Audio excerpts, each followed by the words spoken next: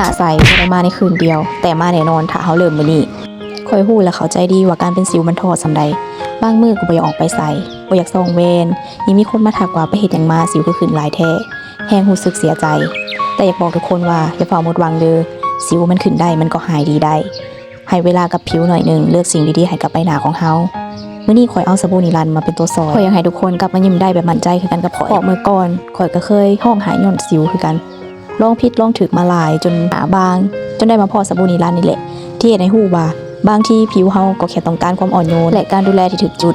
ไผที่กำลังหลงทางบ่ฮู้สิใช้หยังดีทักมาลมกับข่อยได้เด้อบ่ซื้อบ่เป็นหยังแต่อยากให้เจ้าฮู้ว่าถ้าบ่มีไผเข้าใจเจ้าข่อยคนหนึ่งที่เข้าใจเพราะที่ผ่านมาข่อยก็เคยเป็นสิว